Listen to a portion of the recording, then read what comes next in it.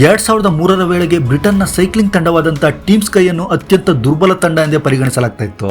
ಕಾರಣ ಅದು ಕಳೆದ 95 ವರ್ಷಗಳಲ್ಲಿ ಕೇವಲ ಒಂದೇ ಒಂದು ಚಿನ್ನದ ಪದಕವನ್ನು ಮಾತ್ರ ಗೆದ್ದಿತ್ತು. ಈ ಸಮಸ್ಯೆಗೆ ಪರಿಹಾರವಾಗಿ ಬ್ರಿಟಿಷ್ ಸರ್ಕಾರವು ಡೇವ್ ಬ್ರೈಲ್ಸ್ಫೋರ್ಡ್ ಅನ್ನು ಹೊಸ ಕೋಚ್ ಆಗಿ ನೇಮಕ ಮಾಡಿತು.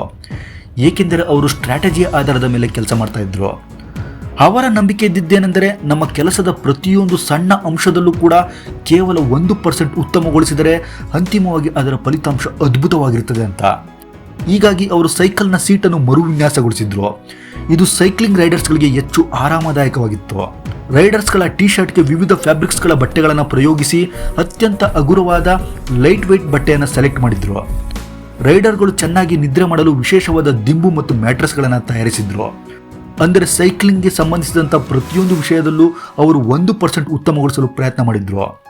ಅದೇ 1% ಸುಧಾರಣೆಯಿಂದಾಗಿ ಅತ್ಯಂತ ದುರ್ಬಲ ಎನಿಸಿಕೊಂಡಿದ್ದಂಥ ಸೈಕ್ಲಿಂಗ್ ತಂಡವು ಕೆಲವೇ ವರ್ಷಗಳಲ್ಲಿ ತೀವ್ರ ಪ್ರಗತಿ ಸಾಧಿಸಿತು.